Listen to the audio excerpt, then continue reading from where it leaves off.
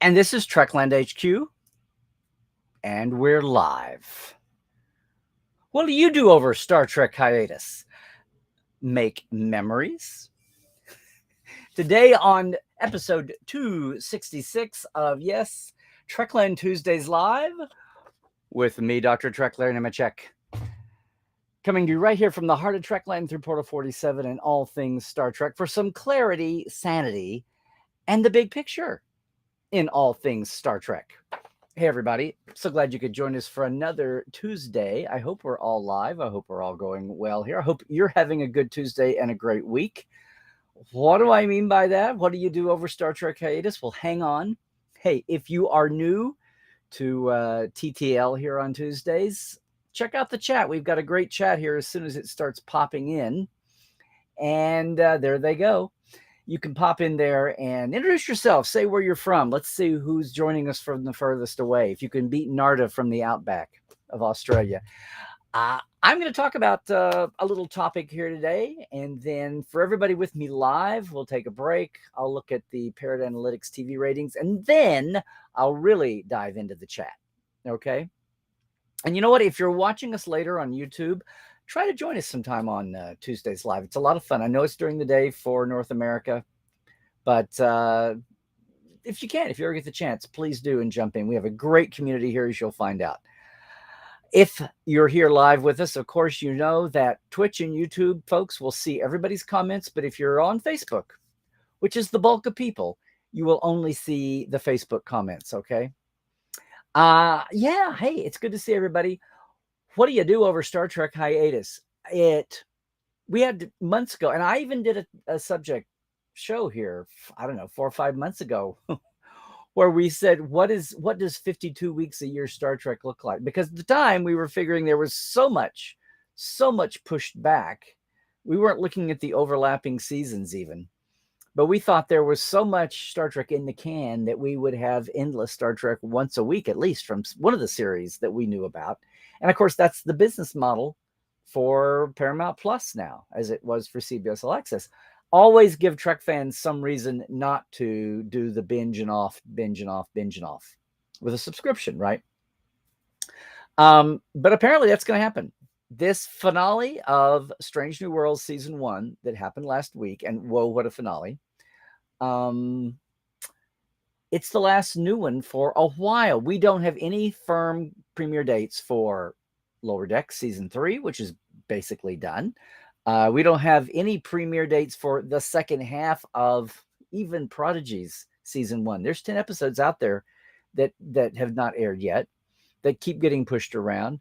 Somewhere in the mix, we know Picard Season 3 has been done for at least a month or two, where they are in post. But by the time 10 and 10, will Picard Season 3 be the next one to air? Who knows? The new seasons of both Strange New Worlds. Well, Strange New Worlds just wrapped Season 2. Now, that's going to be a while, but it could be later by the end of the year. And then Discovery, of course, Discovery Season 5 is in the midst. Nobody has said a word about any of these dates. It's all been later in the year. Lower Decks has traditionally, one of the few things that's been from year to year, even with the COVID, has premiered in August. So we will see. Now, we've got San Diego Comic-Con coming up next week, which, as Star Trek takes its place, as I always say, at the big boy table among all the other franchises after, what, a 20-year... Well, none of our legacy shows, none of the Berman era got to have a Hall H moment. And you know they would have been the rock stars in 1994, the TNG cast. And probably Voyager the summer before it aired. So all that anticipation would have been out there. A First Contact's movie cast especially. They never had that chance. I'm glad to see that it's happening now. Combined shows, San Diego, there will be an hour and a half focusing on Strange New Worlds, on Picard, and on Lower Decks. Maybe we will get some news about dates here in 10 days or so. We'll see. Hang on for that. But for right now, we got nothing new, which is kind of a shock to the system after we thought we would have endless Trek as far as the eye could see, as far as the scanner could scan. What does that mean? Well, now there is a headline of sorts. Nickelodeon finally got their shot at Prodigy, which Nickelodeon Studios actually produced Prodigy. And the original plan before the merger, before the re-shotgun wedding, was for Prodigy to be on Nickelodeon exclusively. But no, we don't do that. Once we reknitted the marriage of the two sides of the corporation, Paramount Plus had to get all the Star Trek jewels to drive subscriptions, but of course they had to honor that contract somehow. So Nickelodeon's going to have it. I was always excited by this. I could not wait for a Star Trek to bust out beyond the streaming limits, especially back in the day when people were still somewhere between complaining and fretting about paying for a streaming channel. People have gotten used to that lifestyle and making choices and making hard decisions or getting good friends. That's, and I'm talking here in the States. I know overseas, you guys are just now getting all the shows. Congratulations to the UK, who have now had 2 or 3 weeks of Paramount Plus, 2 or 3 weeks of the Strange New World season just evolving. But no, Prodigy just premiered this last Friday, 1 episode at a time. So the kids who don't have streaming, at least here in the States, they're going to have a chance to see it. And so there's some new Star Trek of note, but for everybody who's been following week to week, we got a hiatus. How do you feel? How do you feel? I mean, I think as much as we worried about it at first, about burnout, and then saw, oh, well, we're going to have tastes of a show. And as aggravating as that is when it's your favorite and you think you have to wait a year after only getting 10 visits, it's been a smart overall decision to keep fleshing out the franchise in different directions. Even if one is not so much your favorite over another one, you almost can't afford to not pay attention. But here we go. We were all ginned up for that and not. Now, I'm going to say I would be not truthful if I didn't say I think it's kind of a relief. Now, do I want to go 3 months without in the old days? 26 killers and then 3? No, I'm fine. Not this atmosphere we have now. Not that we have this Star Trek commentator industry, which I try not to completely get lost in, but I've got lots of good friends and so many new people coming along all the time with podcasts and video shows and YouTubers. And you know what? As long as they're not of the toxic variety, it's all good. It's all in the family. And maybe you all can sound off on some of your favorite podcasts, especially the ones that are keeping up week to week. We are seeing whole networks develop, franchises develop around people having a podcast for almost every show. You almost couldn't blame people. And if you had wanted to get in and felt like you missed the first wave of podcasts way back in 2018, much less my friend Chris Jones all the way back in 2010, if you missed out on those waves, it's what better chance to jump in now that everything is new for everybody, as all these new series are just jumping off with their pilots and their wave of fans. So that's certainly been out there. It's almost been an industrialization of the fun of Star Trek. And I am not going to complain about it in the big sense, but I would be remiss if I didn't say, I think a breath, a little breather is a good thing to take here. So a few weeks, okay. But I do know it's July. I do know that Lower Decks has traditionally started in August. I don't think we're looking at an endless sea. We don't know where land will be that we can be rescued from again. There's no ship on the horizon. No, I think I see a ship on the horizon. I think I even see land. I think it's in another month. So whether we have 2 or 3 or 4 weeks, whatever it is, 5 weeks, I think it's a breather, much less the fact that we've got Comic-Con in 10 days. We'll have Trek Vegas at the end of July. We've got some other Shore Leave is coming up in July back east. That's at least good for a lot of writer and book news, perhaps. Some of the other summer cons are happening. We may see news headlines, at least, maybe some actor or writer lets a spoiler slip. It's not going to be totally endless. I just think it's a good chance for us to take a breather. So there's my question. What do you do over your Star Trek hiatus, huh? I don't know.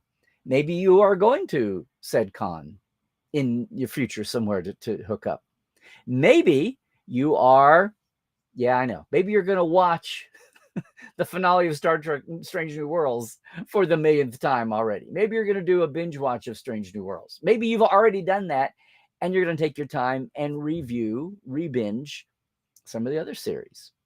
Maybe you'll go back and seeing, as Mike McMahon just recommended to everybody, maybe you're going to sit down and do a rewatch of Lower Decks to get ready.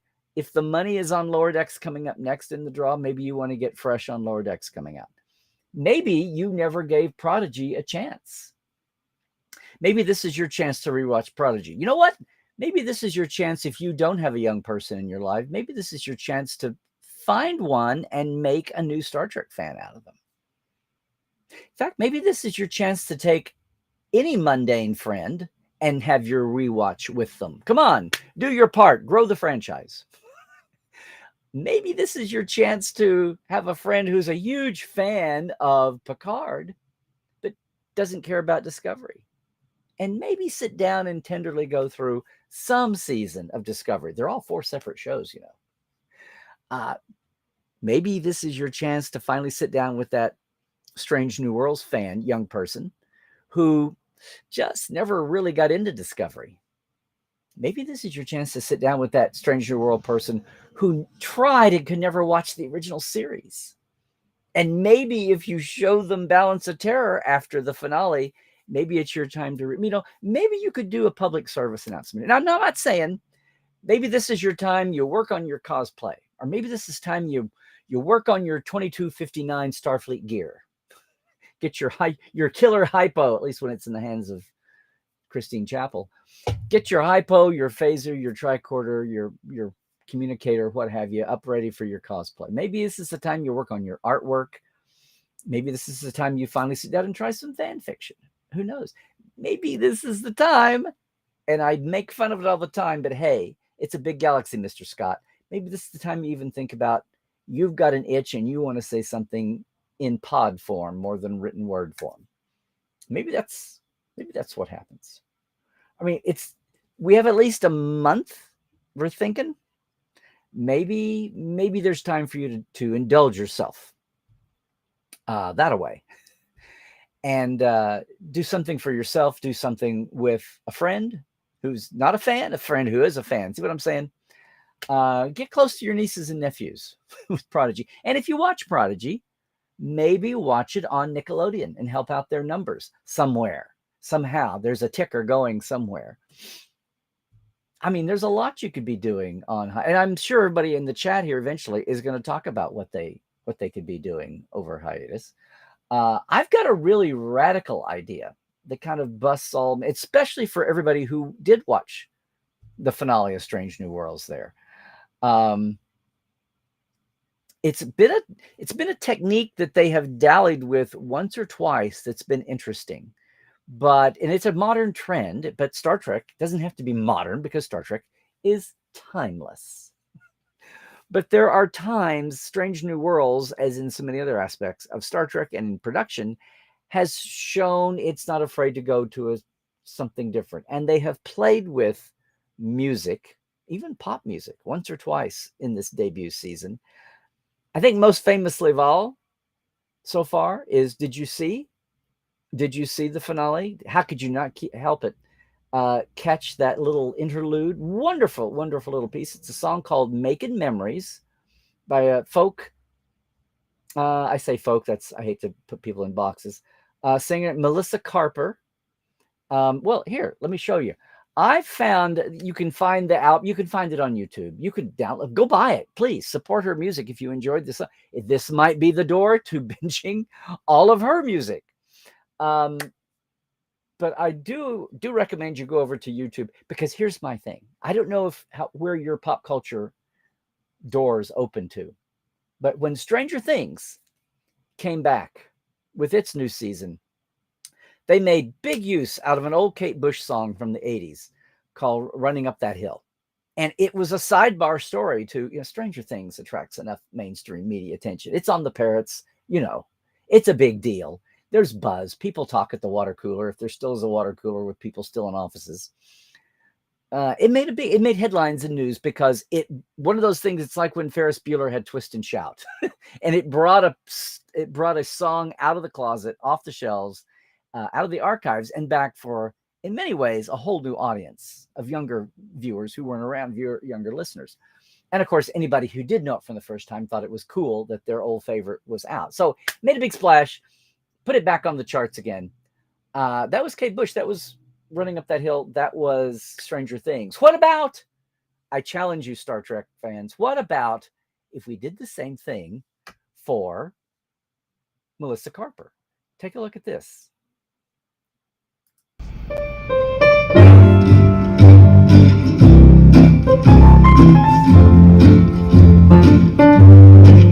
I'm making memories I'd like to remember. I'm meeting new people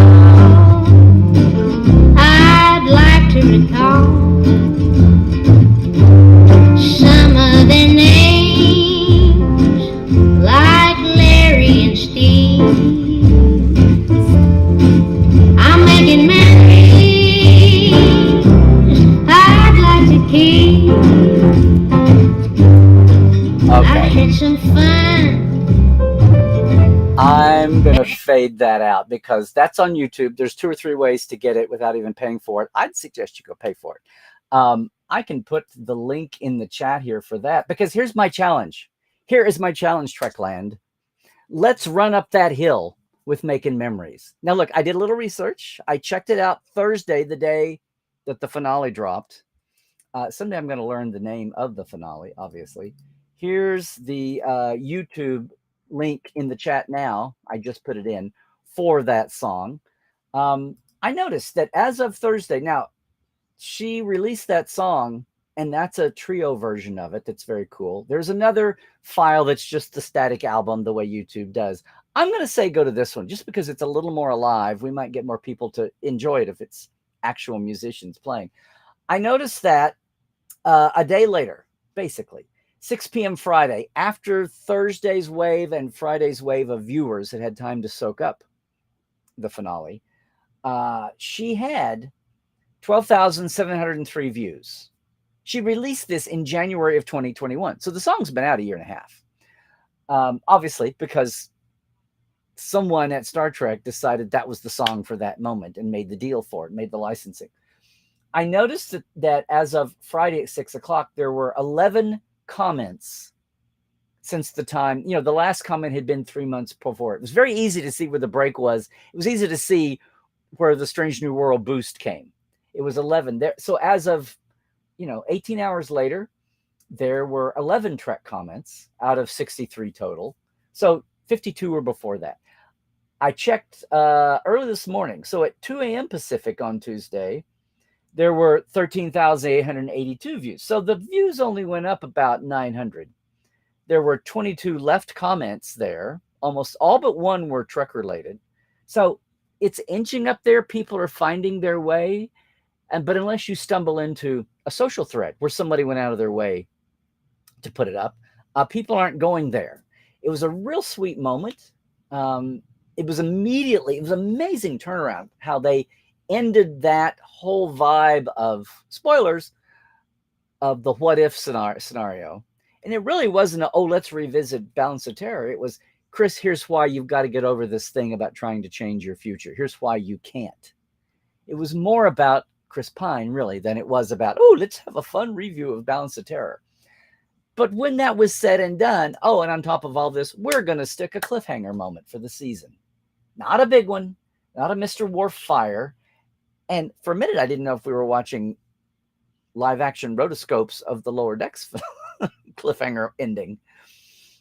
But no, different captain, different characters.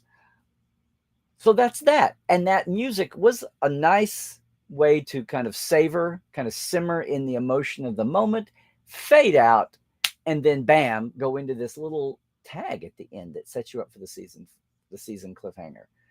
So yeah, let's do a running up that hill moment for Star Trek.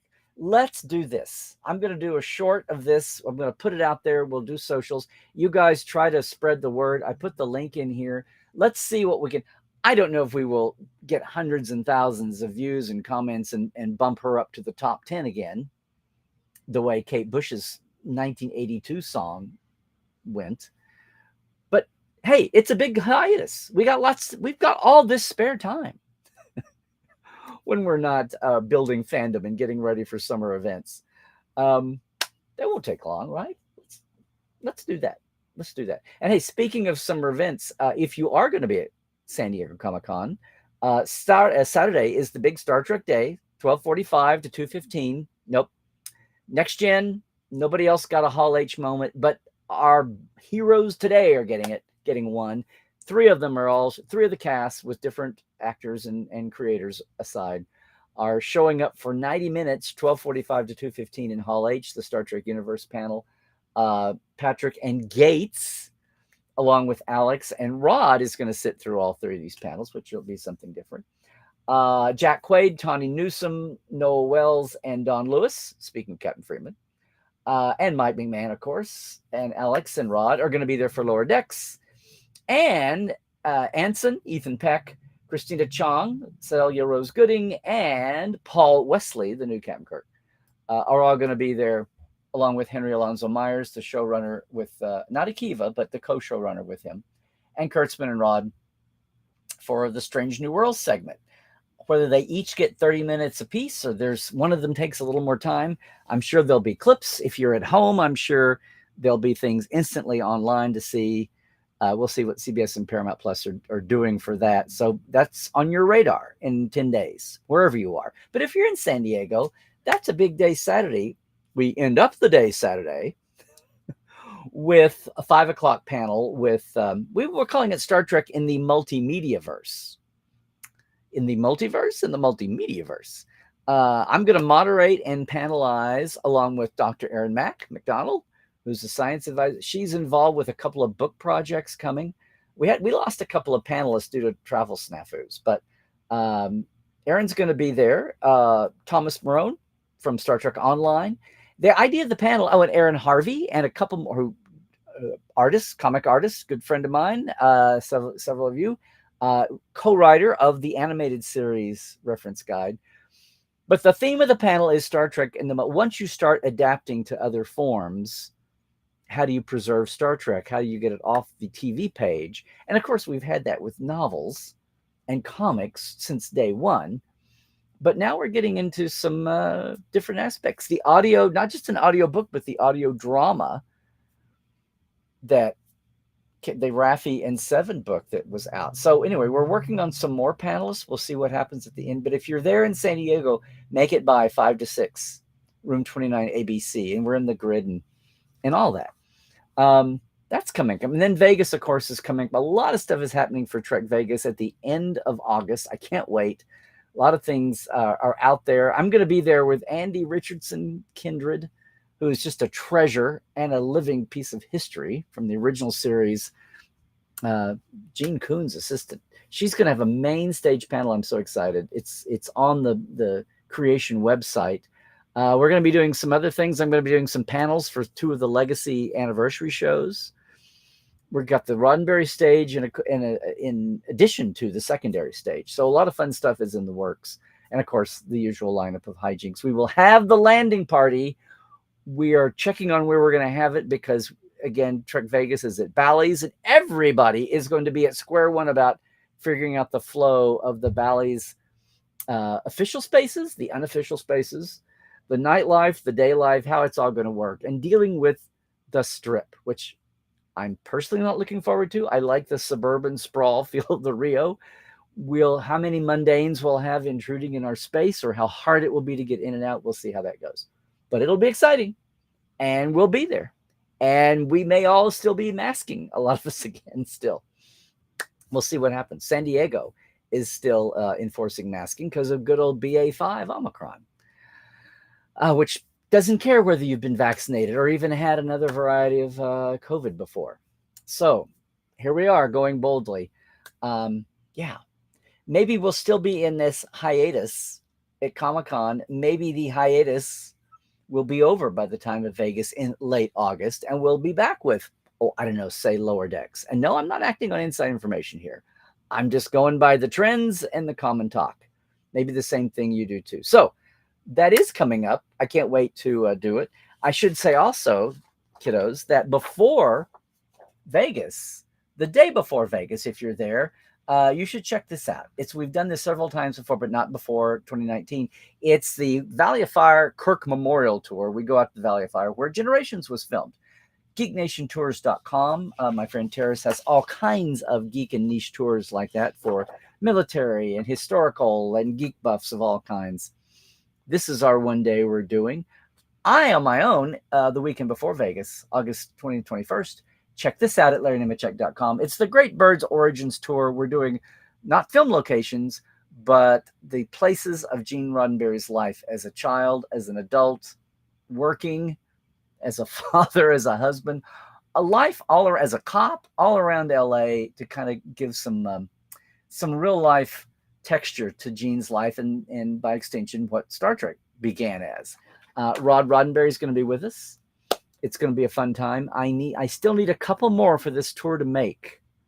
Okay, we will base at the Hollywood Roosevelt Hotel, but you don't have to stay there. But we do have a good room deal if you want to. That's coming up. It's going to be an exciting month here. So yes, folks, that's what I'm doing with my summer vacation. That's what I'm doing with my hiatus.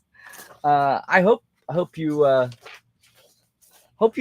sound off in the chat here, actually, and think what you're doing. And, if you can help expand the fan base and enjoy your own rewatch at the same time, maybe you've got a significant other. I started to say forget a friend. No, that's not what I meant. Maybe your significant other, it's time, or that recalcitrant child of yours. I don't know what's worse, being a complete geek of another color, flavor, or a not geek person, or someone who's even within the Trek family and has their favorite and has their not favorites. I don't know. It's your vacation time, your hiatus. Choose to do with it what you will, but keep watching all the creative social media. There'll still be bits and pieces coming out. Oh, I do want to also mention one thing you can do in the hiatus is root for your Star Trek Emmy nominations. The Hollywood Critics Association came out with nominees, and in their categories, separating streaming from network, and I posted on this. I Instagrammed and tweeted. Strange New Worlds was one of their 6 nominees. Again, this is the Hollywood Critics Association for Best New Streaming Drama. And Lower Decks was one of the 6 or so nominees for Best New Streaming Animation. So yay to them on those noms. But even more, just today, breaking news, all the nominations top to bottom, all the creatives and the apparently not creatives, like writer, director, actor, those were all announced for Emmys. They are, some are broken down by source platform, but others aren't. So Star Trek had 4 Emmy nominations. In fact, they're all from the recent season of Picard. Now, I'm going to think that Strange New Worlds was not eligible because it's too new. That's a thing too. So all the nominees are from Picard season 2. So congratulations to Outstanding Prosthetic Makeup. When we say that, we mean James McKinnon, who's the department head, Neville Page, who's designer, the rest of his crew. They've got some competition. Angeline, that Gaslit, Impeachment from American Crime Story, Stranger Things. That's 5. That's 4 competitors they've got. So we wish them well. Outstanding Fantasy Science Fiction Costuming is its own category. And again, Picard is in there. Christine Beslan-Kark, who's the costume designer, and her 2 crew, costume supervisor and assistant costume designer, Michelle Ray Kinney and Allison Alger. What We Do in the Shadows, The Witcher, Moon Knight, Loki, and Boba Fett were all the other costumes in the fantasy sci-fi category. And then we've got a big category, sound editing. for a creative or for comedy or drama. So there's one big mega sound editing category. And this is, I'm going to have to bunch this up. So the co-supervising sound editors, Matthew Taylor and Michael Shapiro for Star Trek Picard, are up against, oh, I take that back. I totally overlooked this. I am sorry, folks. Strange New Worlds does have an Emmy nomination. Of course, it's also in sound editing. So two Star Treks are up against each other. It's the same two co-supervising sound editors, though, Matthew Taylor and Michael Shapiro, with a slightly different crew. They were up for the Picard episode Penance, and also for the Strange New Worlds episode Memento Mori, which is our first, again, the first taste of the Gorn terrors and flashbacks. No, Stranger Things, Journey into Mystery, Boba Fett, and Better Call Saul are who they're up against competition there. Now, we've got a character makeup category, non-prosthetic. And yay, Picard Hide and Seek episode is up there too. That is, the nominee list is Sylvia Knight, who was the assistant department head of makeup, who looks like she took that under all. That's the not prosthetic. They're up against A Stranger Things, Pam and Tommy, Marvelous Mrs. Maisel, and The First Lady. So I'm sorry, there are 5 nominees. 2 of them are against each other in the same category. The same crew heads, but different crew people below. That's sound editing. So congratulations to all of our Trek Emmy nominees. Shame on you, Academy, for not recognizing some of our incredible actors and writers and directors and visual effects. What is up with that? Some of the other categories that we've seen amazing work. I don't know. Is it the Canada? Is it the Canada thing? I don't know. I'm glad Strange New Worlds, though, was able to do. A lot of the post is done in the U.S., even though the on-stage shooting is done in Canada. So we'll have to see how that comes out. There's a hot news bit for you. And here's some hot news, too, for you, too.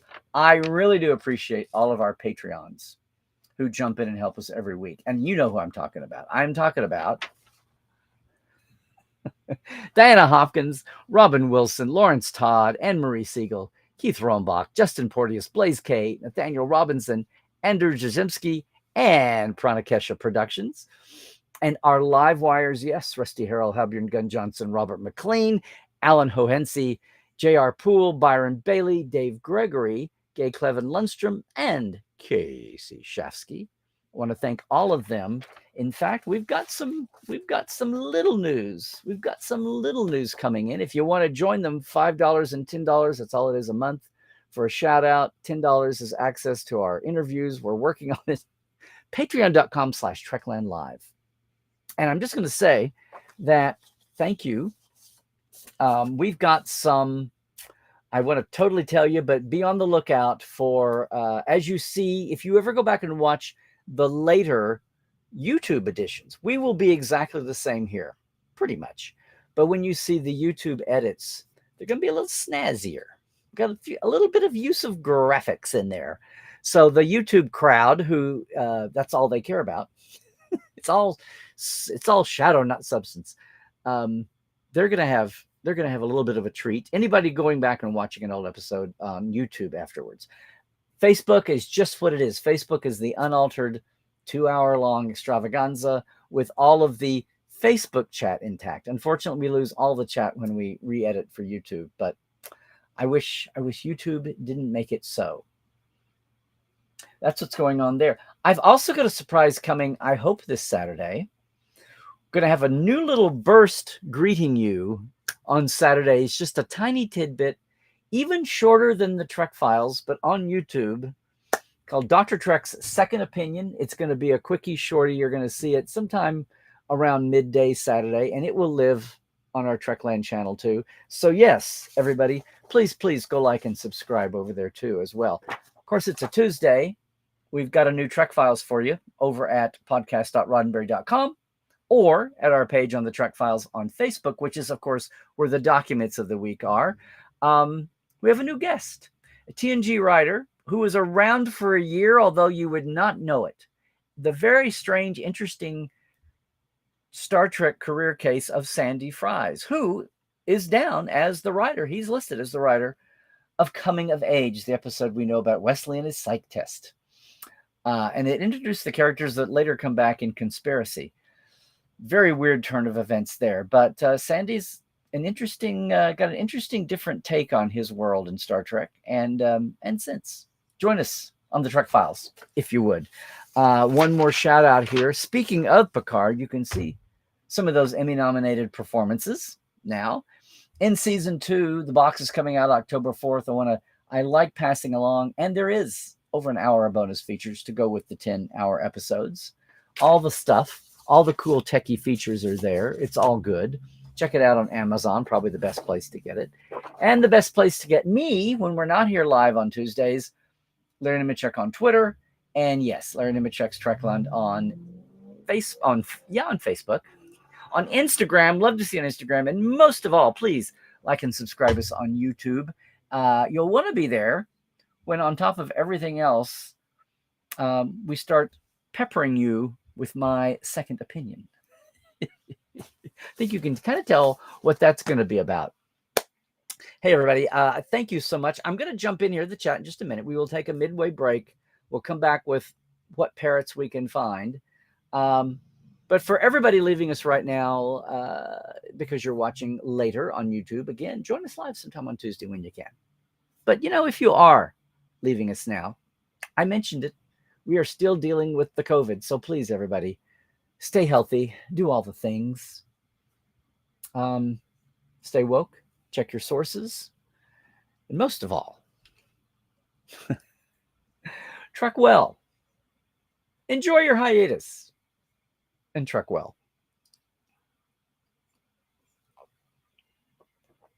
I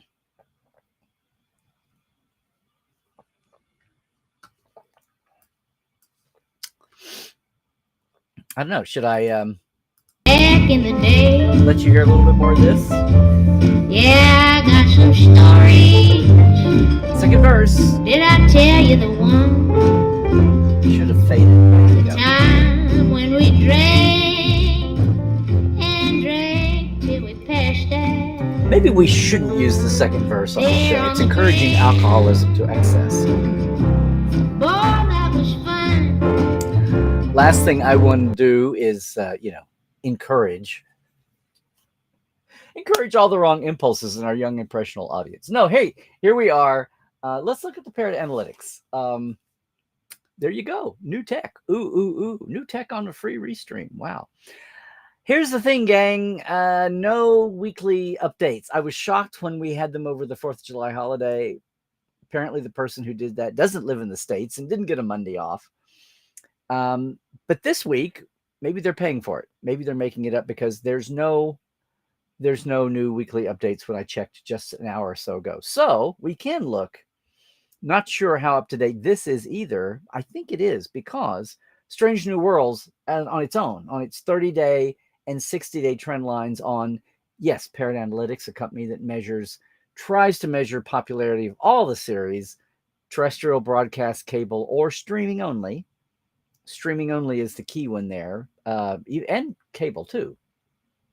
No commercials. The Nielsen's are mute. There's no ad rates, nothing public. Only the companies know their ratings for sure.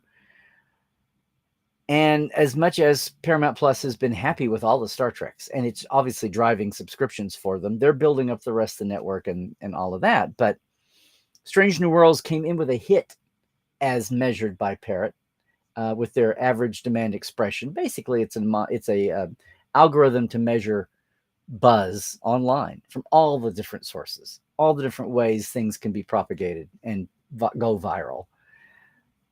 Strange New Worlds was a bust out back in when it premiered.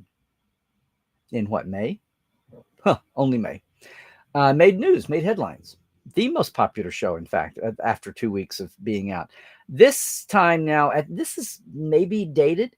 It actually is still at 32.2, which is in its average 32.2 times more popular than an average show that Parrot measures across all the memes. And these are US numbers, and these are only for week to week, and this is an amalgamation of 30 days. They're still sitting at 32, so they've gone nowhere. They're still an they're still an exceptional show. In the top, they're saying 2%, 0.2%. I thought it used to be 0.4%, but now the exceptional definitions are shows in the top 2%. So there you go. The trend line shows over 60 days as being down 8%. I'm sorry, over 30 days being down 8%, 7.8. The overall trend line is basically the same, down a touch. Whether this includes most of the finale buzz, it would have been a day or two. We'll see. We'll see what next week looks like. Hopefully they will catch this up. Overall, it's in the 99th percentile, basically, of popularity. So Strange New Worlds ain't going anywhere. Good on them for having 4 nominations. I'm sorry, the 1 nomination. Good on Picard for having 1. I'm kind of disappointed now that I realize Strange New Worlds was up for consideration that they didn't score more. I really just wonder sometimes about the politics of that, the fact that Picard was shot in LA, if that had anything to do with the nominations. The fact that just the people involved were known to other voters in the guilds and some of the guilds adjacent. That's an interesting phenomenon. Somebody should look at a lot of the Canadian shows, even the ones of Toronto versus Vancouver, because Vancouver is the older studios. Like what X-Files was in Vancouver in the 90s. Versus LA based, and see where some of the nominations are coming from. I'm not casting any aspersions. I'd never thought about it until just now, and I wonder if anyone's ever studied those trend lines. Because if Strange New Worlds was eligible, there were lots of moments across all the categories that I would think. And I know it's peak TV. In fact, we may be coming back from peak TV. There with Netflix's. I should just do a topic one week in hiatus time. I should do a topic. I was reading an article about, does the fall of networks' share value signal the end of peak TV, and that reality is going to start catching up with budgets. I saw somebody quoted that says, yeah, the era of the drunken sailor network is over, which is interesting. Now, again, Star Trek is in its own bubble here because it has its own business model. It's only facilitating Paramount Plus. Paramount Plus is totally happy to give a platform to all of its platforms to its franchise. So in that respect, Star Trek's a little bit different. We're a little bit back akin to not even so much the UPN days, but the syndicated package days for Next Gen and for Deep Space Nine. That said, we're just packing today's show. Let's see what's going on. I'm going to backtrack for the chat. See who's here. If you are here for the first time, please introduce yourself. Say hi to everybody if you haven't already. If the chat pack hasn't dragged it out of you already, and we will see who's here. I'm looking for actual questions, of course. We'll probably descend into conversation, but actual questions are always cool. Maybe I've stirred something up. Maybe I got you thinking, what are you going to do with all your reclaimed lost time? Or will it be any time to reclaim? Let's see. Hi to everybody. A lot of our familiar names. Yes, Christoph, very funny. I'm from, y'all know. Innsbruck, Austria. Western Austria. You know the provincial. I can't think. Let's see.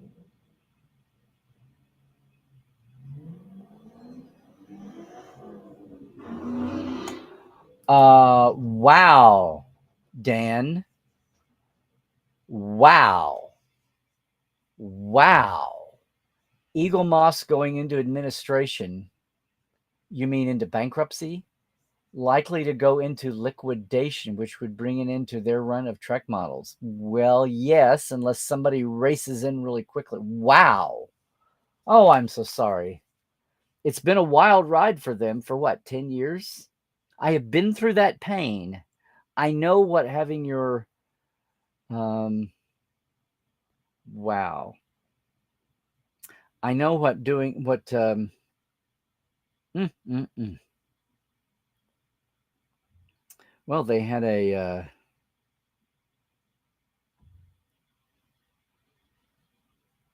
hmm,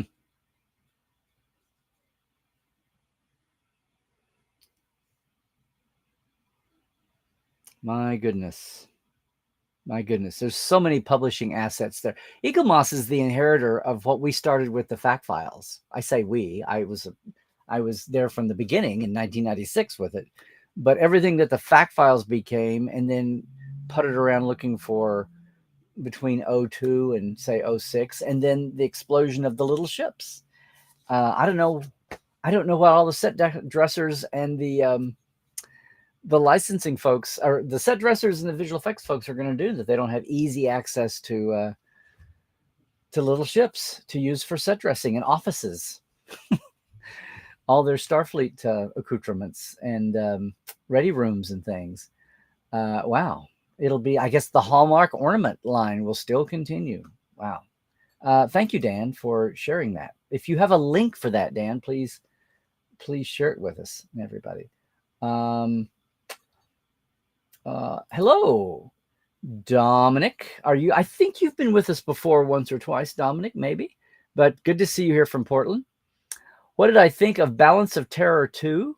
It was amazing. I think I said early on, everybody got so caught up on the Balance of Terror aspect of it. It was, and I did too. Everything, basically, and this might be a second opinion, basically, if you had any qualms about some, and I've got one or two, and I think they've all been assuaged, basically under the umbrella of that was all just a scenario. It was all a dream. It was a future troubled quantum future Pike coming back, finding wisdom at Boreth to come tell his original self at the pivot moment, don't do this. And apparently it spun off into different, he says, we've run the scenario. We've run the computer simulation across all quantum universes, and the same thing always happens, which is kind of sad, except for the Prime universe, which, boy, what a vote of confidence for the Prime universe. So if you worry about, the true judge of everything now is our Pike's point of view reaction. So when he sees Lon in gold, we know that must be something odd. He's also carrying his 2259 perspective into 2266. I have a problem with saying that Pike handed off command in Prime to Kirk because of the accident. The accident happened a year and a half after they had changed hands. They had changed command on the ship. When they talk about subspace chatter for months, Commodore Mendez says for months. It obviously happened. Kirk says, I met him when he became fleet captain. He obviously met him when he was still whole and not in the wheelchair. Did he become fleet captain and still command Enterprise as fleet captain? Or did that fleet captain rank come after they had the transfer? Either way, would Kirk have met him before he took over his ship? It's the timeline. We know Where No Man is a year before. Is at least 9 months before that. And if you go back and start working on your timeline, Mike and Denise in their original chronology, I've been saying 2265 for Kirk coming in Enterprise. That may have gotten standardized, but the Okudas originally had 2264 just because of trying to give some elbow room to events and some other cross-purposing events. So that's my quibble with that and the whole thing about making the Farragut not a constitution, but we can still do this. And they're using Greg Jean's number from Jane Doe Starship from the Starship chart in Menagerie. A couple of little threads. A lot of the people stuff is going to be okay. But however you get twisted up in that, 99% of it can just be, okay, hand-waved is the dismissal word. Because it was a future quantum reality gone back. It's the Q magic of Tapestry without the Q. It's the Q magic of everything reset at the end of Picard season 2 is okay because it's Q, and whatever needed to be fixed was fixed. So this is like the Q magic without the Q. It's a future scenario that goes away because the timeline was fixed. And in this case, apparently the only timeline out of quantum millions is the one where Kirk is in command of the Enterprise and pursues the Romulan bird of prey. And we don't get into a war that kills millions from a perceived sign of weakness. So from all of that, A Quality of Mercy, haha, I know the title. A Quality of Mercy isn't let's redo Balance of Terror. A Quality of Mercy is, Chris, you got to get off thinking you're going to change history. Quit being so paranoid and just accept your fate. Because if you try to change that, you're going to cause ripples. You're going to cause even greater harm and to more people. In this case, billions and billions. But they're just doing it so confidently. I don't know how they're going to play out the little tag ending for the season. The season cliffhanger, which again is an echo of Captain Freeman being arrested, which we know she's not. This is a case of she knew she was. This is a case of not wrong action, bad law, or bad application of law. We'll see. We'll see what happens. But yeah, no, I'll take it. It's a lot to wrap your head around. You want to go off on a couple of flags, but when you realize that this is a future scenario that is going to be snuffed out once he changes his mind, and there's some hinky bits and pieces. Does Pike now know what Romulans look like? Does he carry that memory back to 2259 with him? Is that trapped in his wheelchair mind and he can't let it out because he never shared it before? It's one more plank in the platform, one more thread in the tapestry that gets us from 2259 to 2265 and 66. So we'll see. We'll see. But glad you could join us, Dominic. I got off on a tangent there. Good on you. A real question. Is this where the Federation Prime Day sale on Romulan ale is? Yes, Jared. Step right up. I have all my crates in the back cargo bay. Yes. Paul Wright Jr. Okay, I'll figure that one out here. Oh, there he is. Hey, Paul. You're finally watching your Picard and Lower Decks Blu-rays from last season. There you go. Make good use of your hiatus time because you want to get that Picard season 1 done before you, I don't know, and Lower Decks before you, yeah. Hey, Andrew, thank you for being here. Thank you for patronizing me. There we go. It looks like we're having little reunions all over the place. What are you saying here, Nathaniel? Is there a Federation Kelvin Day sale? Is there a Federation 25% difference sale? What do you mean? Every new Star Trek series is a Federation 25% difference sale. What do you mean? Hey, Michael, coming in from Indy. Absolutely. Yeah, Dan, that's what they haven't said a day. Did I miss that? I don't think they've said the day yet. They want to have that, I'm betting, for at least a headline from somewhere. Hey, Diana, sheltering, don't blame you. Yes, hopefully it'll drop during STLV again. Of course, STLV is the last weekend in August, not an early weekend. So you would think there would be at least 1, if not 2 or 3 weeks out by the time we gather on that Thursday. Jim, I'm reading this, I'm hearing this in my Scotty. Now I have time to catch up on my technical journals. But absolutely, more time to listen to more Trek Files. There's 8 seasons. Dave, I love your enthusiasm. Thank you so much. Yes, they don't have the 4K TMP in the UK, but good. I'm glad that the ones they're rolling out are in good shape. Lower Decks Season 2 is out on home video in the US, and here on the German market, it'll be out September 8th. There you go. Nice. What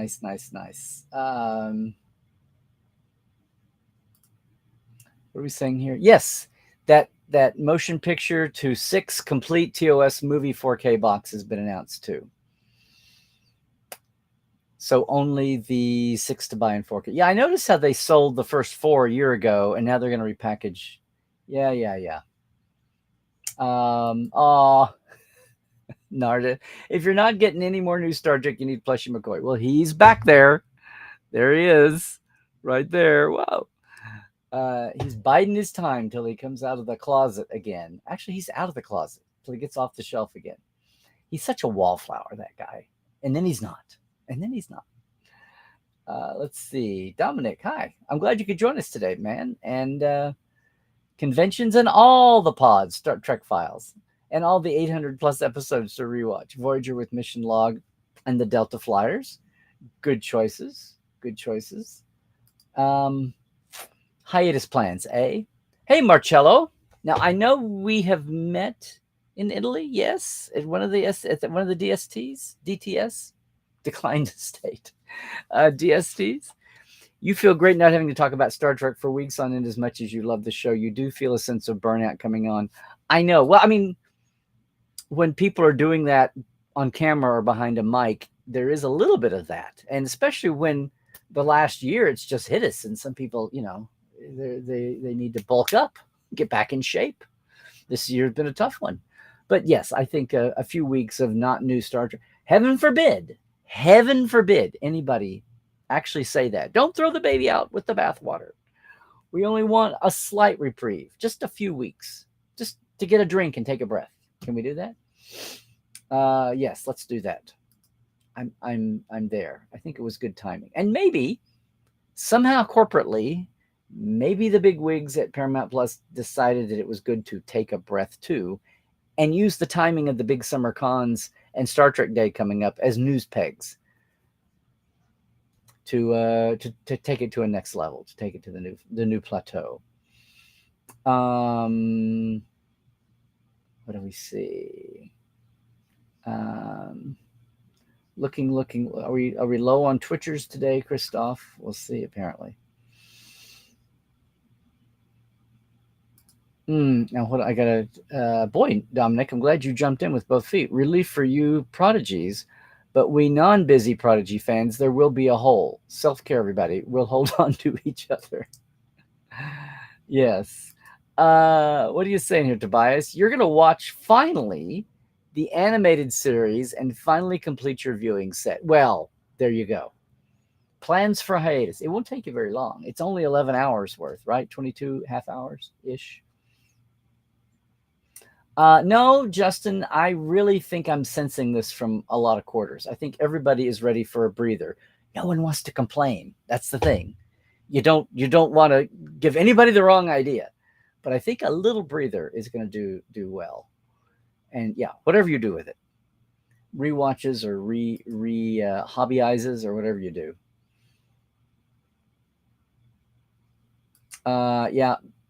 Yes, editing episode reviews and articles, all of that. What are we saying here, Melanie? Oh, I missed the beginning, but that's okay. Hey, Stephen, you do the weekly grind on Text Trek. See, look at you. Look at you, fanboy, calling anything Star Trek the weekly grind. But it can be. So much Star Trek to talk about, but gaps in shows lets us explore other topics. This week we're talking about some DS9. There you go. Exactly. Time to revisit some legacy bits, especially if there's a tie-in, right? The weekly grind. Can you imagine we would even entertain thoughts? Why, kids, I remember in the fallow years when licensing was desperate to sell anything, and we were desperate to buy it. I remember in the fallow years when people gave $1.5 million to fan films because there was nothing else to watch. Yes, indeedy. Oh, excuse me. Yes, Michael. The con to end the summer, Dragon Con, September 1st to the 5th. Right. Labor Day-ish. Exactly. Hello, Nadim. In the hiatus, you'll be legally rewatching Prodigy and Strange New Worlds. Well, I'm glad to see you aspiring to live in a civil society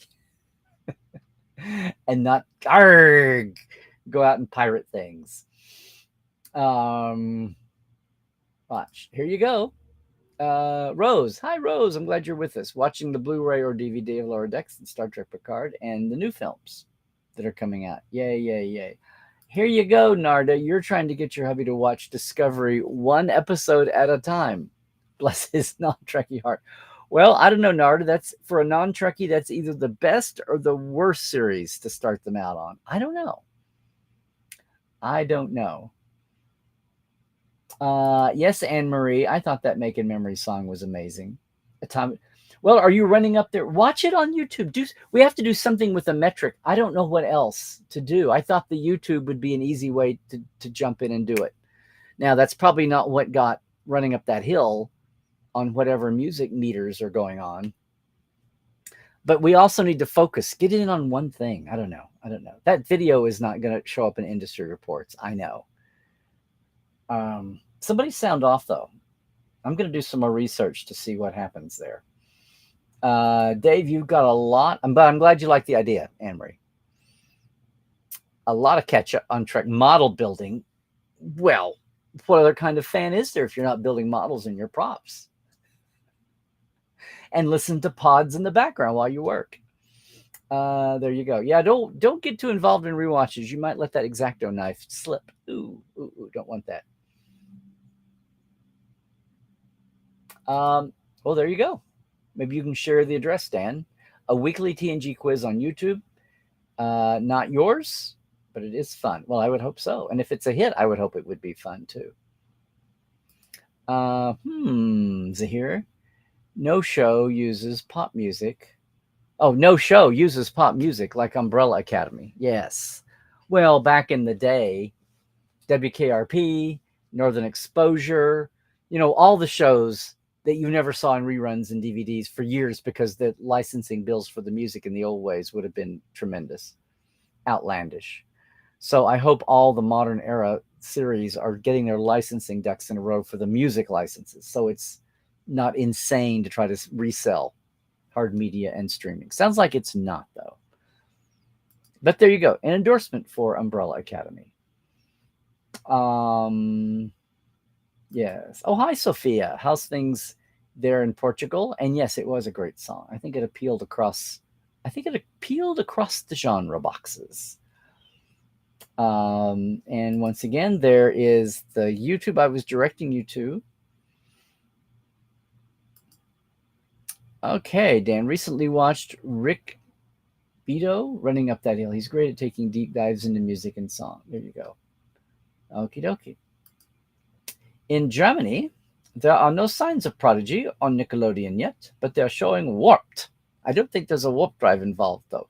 Is that the movie version of Mike McMahon's lost 8th season of Next Generation, which was called Warped?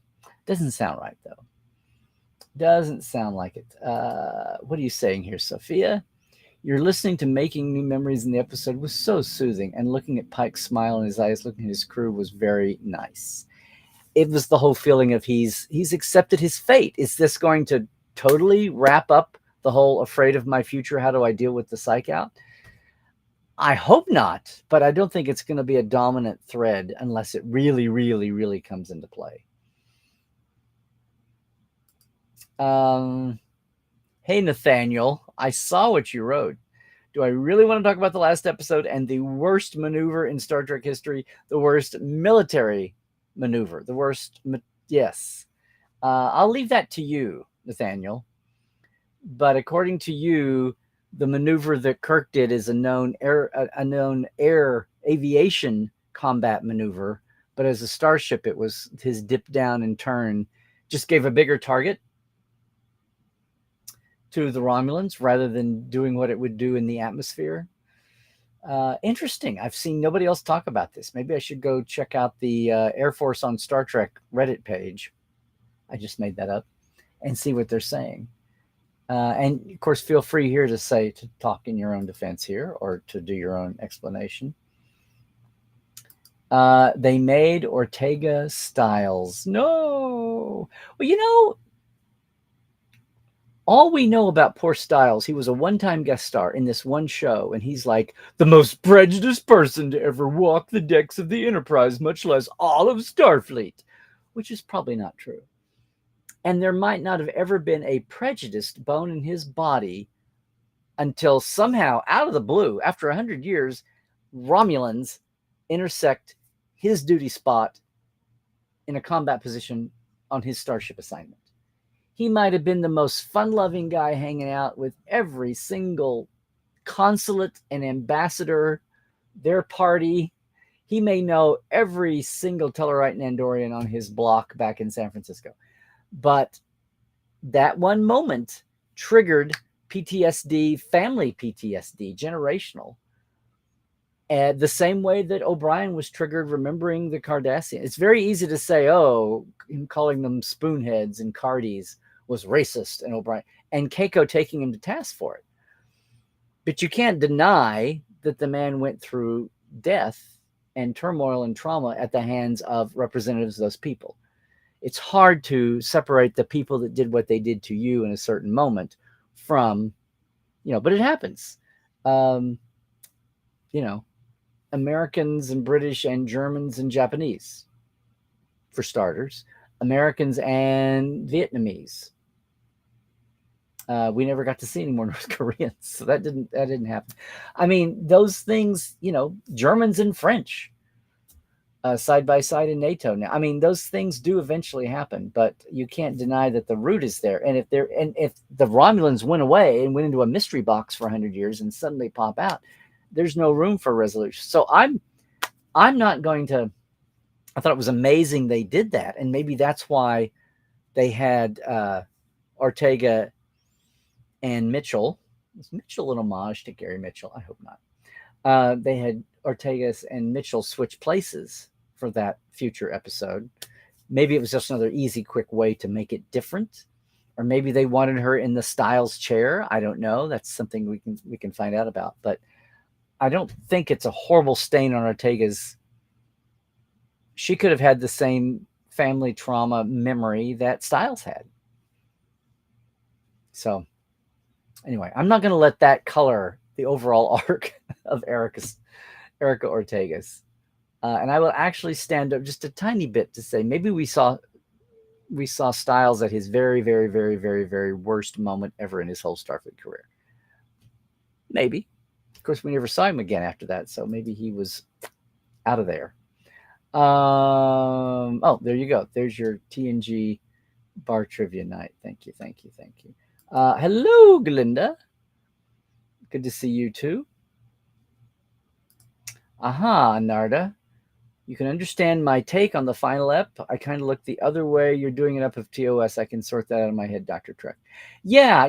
They didn't sit down and say, let's redo an original series. I think they wanted to say, let's show Pike has to not do this. What are we going to backstop a known future event to show how different it will be if Pike goes down this route? Oh my God, the biggest single thing apparently is this pivot point right here this time. And it's bad, but it could have been much, much, much worse. And Pike is a wonderful captain, but in that moment, it needed to be not him. In this case, it needed to be James T. Kirk. But we needed something the audience can identify with. So what are you going to fast forward all the way to a moment from Wrath of Khan or Undiscovered Country? Or are you going to have Pike chasing Mbinga through the Guardian of Forever in 7 years or whatever? Would Pike have fallen in love with Edith Killer? I mean, it's crazy. What would be the story? Now, what is this, Rose? 53 years ago today, Star Trek first aired on British TV with episode Where No Man's Gone Before. That is interesting to know. Yes, absolutely.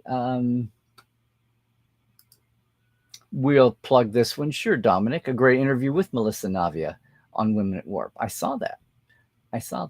Erin is the best, as in Erin McDonald. Yes, she is. And Erin, as in Erin Harvey, isn't bad either. Actually, this is true. Ortega is too cool for Styles. Yeah. Excited for Vegas.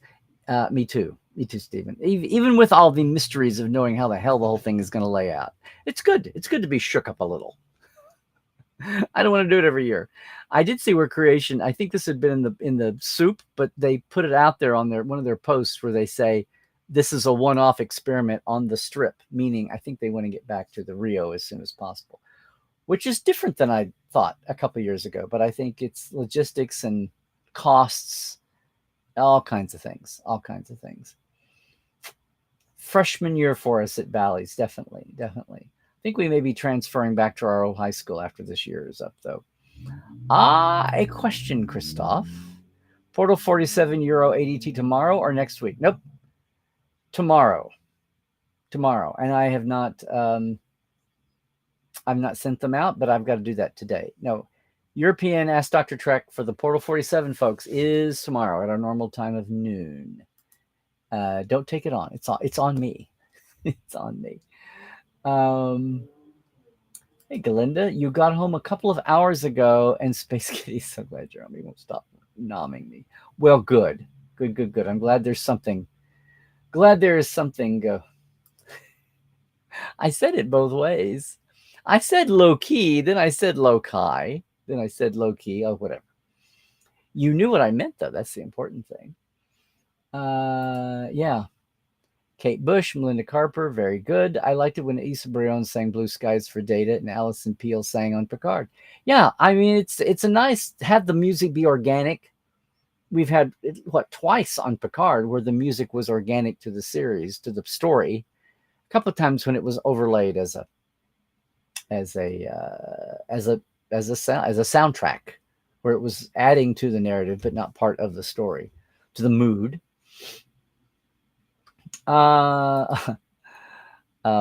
Too late, Melanie.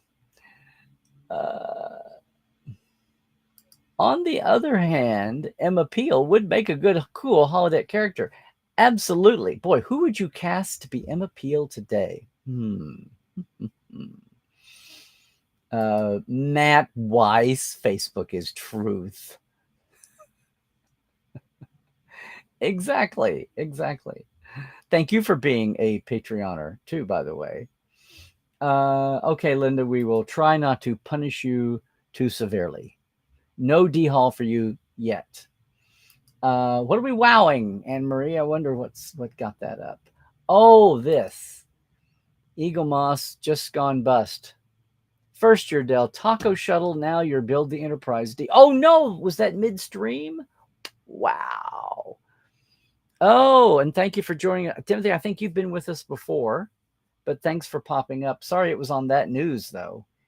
Yikes. For once, I'm glad I'm not emotionally or financially a part of something. Although, Eagle Moss is, hey, gang, here you go. Never take anything for granted. It's like the worst little, happy trope on a frameable frame you could have. Live for today. You never know what tomorrow's going to bring. I've been through that before. Everything from the official fan club and Communicator magazine to the fact files to several projects that they're going to the Berman era. Star Trek Enterprise. Having actors so excited to have a 7-year series. Yeah. Oh, okay, good. Maybe just hiccuped for you, Melanie. Oh, really? You've already listened to it? Thank you, Linda. Thank you. Sandy is an interesting guy. I will just say that. Anne-Marie, you said it. This is why you're the hugest Trekophile. There you go. But if you're on the Trek Files, it's spelled with an F. But you can be a Trekophile and just be you can be both. Why have a false choice? Oh no, everybody with, maybe there's a save for this. Maybe that will get continued. I don't know. I've still not seen the press release of the news or whatever. Hi, Katie. Glad you could duck in with us. It's good to see you at SoonerCon. Um, what are we saying here, Rusty? Hiatus. Why aren't we rolling into the next season of some sort of Trek? Rusty, take a breath. Enjoy this little bit of vacation. We can roll into Star Trek at Comic-Con and at Vegas and some of the other cons. Shore Leave. I'd love to get back to Shore Leave sometime. I've only been twice. Apparently there's some kind of once a decade limit. Well, we're 3 in this one. Entourage away. Oh, encourage away. Bones would do it. Oh no, we're bad audio quality now? Really? Is it really? Oh no. Hopefully somebody else will sound off if it is. Aha. Zahir, when exactly in season 5 did Dr. Bashir get replaced? And don't say before Rapture. I had this figured out at one time. Maybe I have to come back, and you don't really want me to sit here and dig through stuff. I mean, I thought it was pretty well. It was pretty well. There were star dates and timelines and things you could go back and point to. I do know exactly what you're talking about. When they swapped out the changeling Bashir for the real one at the prison camp with Martok. Mm-hmm. Parrots marker 2 minutes ago because Facebook tries to suppress your babbling. Okay, thank you, Christoph. 32 times more than an average show. Absolutely, yes. Hey, Timothy, watch out. That 2/10 of an ADE could mean the difference between life and death someday.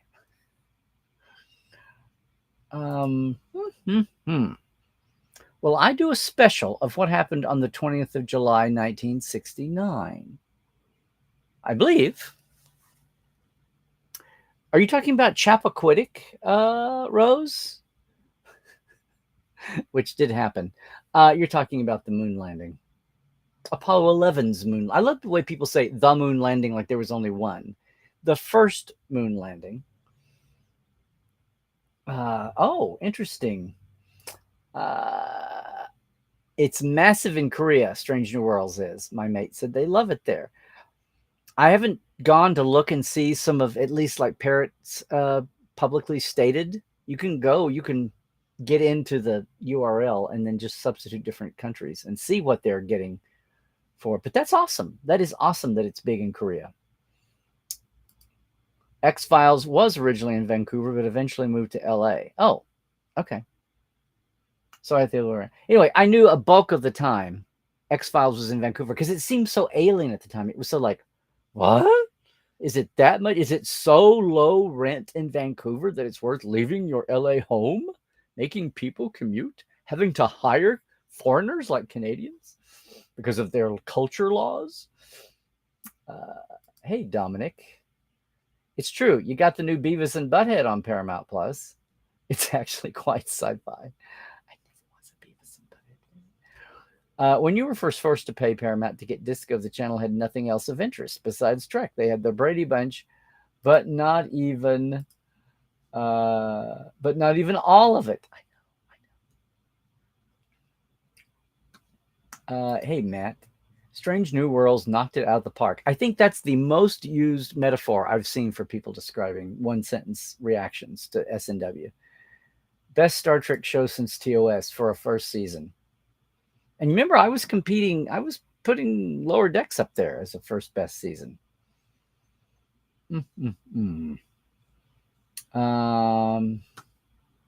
Chad Pack love.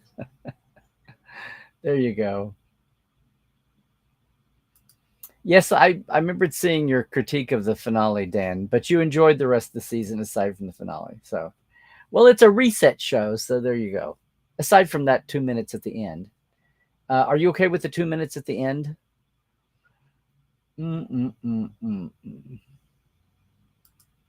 Except that other captain. You're talking about Paul Wesley's Kirk, not Captain Batan. I have to get this down. How much has been released Timothy? Is it like just a few decks, or you got like a major part of a hull? Because I mean, a chunk. I'm thinking they had all the moles done. Maybe somebody can buy out the moles and finish releasing the model. This is what I'm saying, Scott. Maybe somebody else will come in and pick up the pieces somehow. Exec. We're picking up the pieces down here. Rusty. What, you saw the writing on the wall here? You got out of Eagle Moss a while back, about a third of the way through the D build. Oh. Well, they launched the book line, and then the book line ended.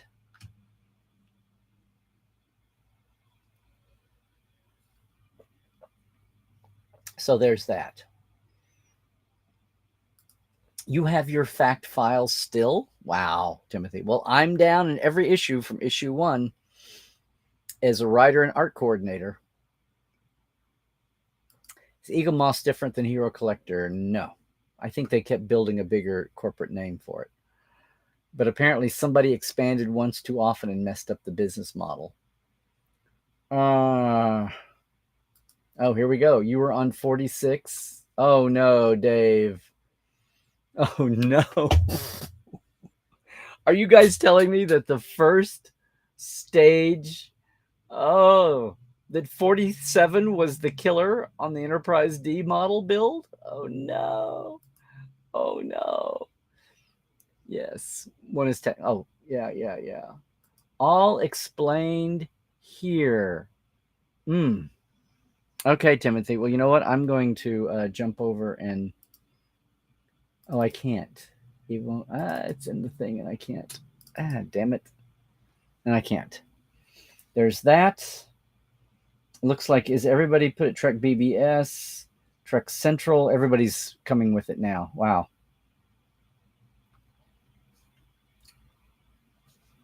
You're on magazine 20, but the model is fully paid for, just waiting for parts. Well, it might be a bit of a wait for those parts, Timothy. I'm sad to say. Oh. There's two news cues. I guess we'll have that for Ask Dr. Trek tomorrow among the news. One thing you can do with your hiatus is trying to figure out how to finish off your Enterprise D model. Season finale for you didn't quite land, but second time it did. Your biggest complaint was, I thought they raced through the Balance of Terror too fast, assuming that everybody already knew the original plot, the original episode, and the major points got glossed over. They would have done better to spend an extra 15 minutes to retell the episode in a more powerful way. Yeah, and in the middle of all that, at least in that timeline, the Praetor was a woman. Very interesting. Of all the races, I think the Romulans are the ones that are the most... I mean, Klingons kind of give lip service to... And maybe I'm looking at it in 21st century eyes, and there are lots of women in admiralty roles, and yes, eventually captaincies, and then admiralty roles, and we've got a female president in the 32nd century of the Federation. But one thing in the 80s and 90s that struck me was how it's like they tried to have a feminine influence in Romulan society and culture and equality of the genders that way really early. And they were a little behind with Cardassians, but then you had Gula Set. I can't believe I know her name. From The Chase was the first Cardassian woman we saw in any case, and she was a Gull. Yeah. It's like, what's more important, retelling Balance of Terror, or again, putting the contrast between Pike and Kirk in that particular moment and having a moment that we know well? It's like picking Tribulations. It's like picking the Trouble with Tribbles for the when do you integrate the DS9 cast with the original series, and is that a better time? That even if you go lighthearted, if that's better than the Gangster Planet, piece of the action. I keep wanting to say Return to Tomorrow, which makes no sense. What other? Oh, Carl, What other Star Trek what if stories would I like to see? What if Tapestry was a what if on Picard's own life? Quality of Mercy was a what if on if it had been Pike, not Kirk.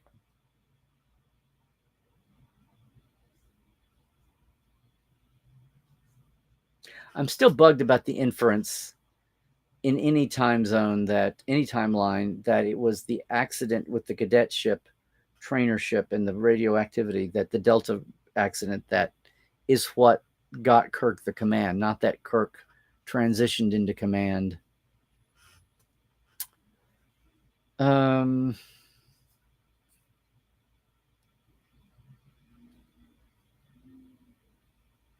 I don't know. What do you go with the pivotal show? Do you go with like Redemption and the Klingon Civil War?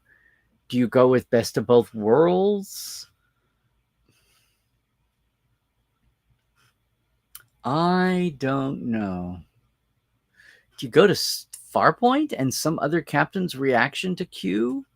Or between seeing what happens with Sisko and Janeway and Picard, is any captain's reaction to Q basically going to get the same reaction out of Q? Oh boy. Or did you mean Star Trek as an original series? What if stories would I like to see? What if there'd been another captain on the bridge during Journey to Babel? I don't know. I'm not. Can you tell I'm not a big fan of what if stories because they're just kind of pointlessly unending. Instead of using all your brain power to come up with that, how about just come up with some brand new stories that nobody's ever seen yet? But that's just me. That's just me being, yeah.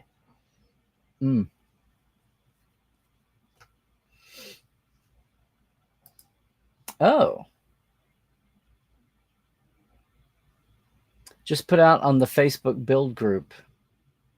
There we go. See, I can't call these up because they just show. All I can do is, that's what's annoying here. I'll have to get this later.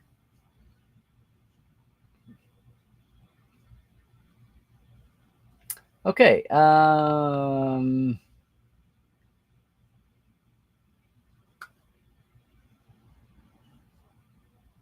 Back to talking about Equality of Mercy. 3 times, problematic each time. Like I said, there's one or two things about the Farragut choice, which I hear was a big debate about whether to make the Farragut a constitution or not. Wound up making it not.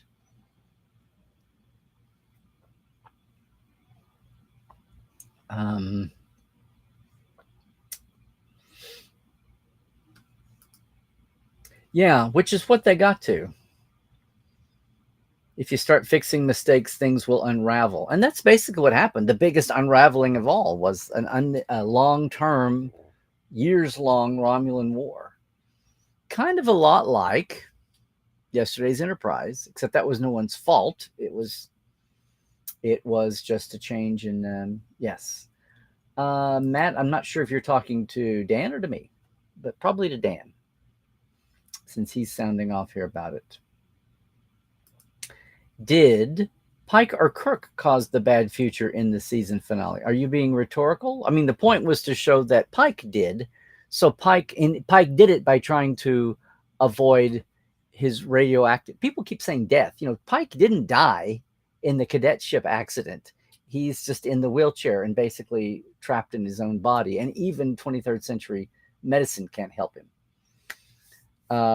So that's what we mean by the bad future, or the Romulan War as an alternative.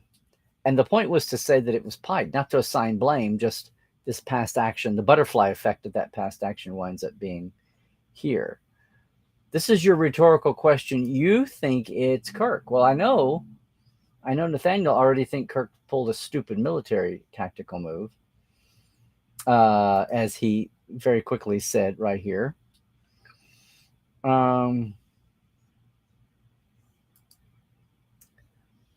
Pike saw Romulans in an alternate future, not in the present.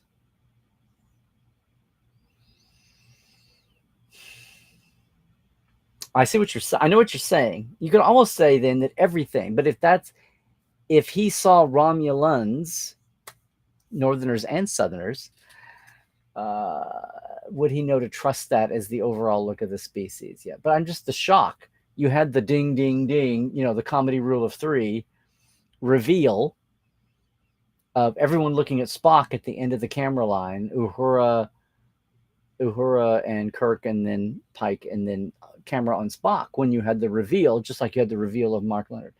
We talked about James Frain.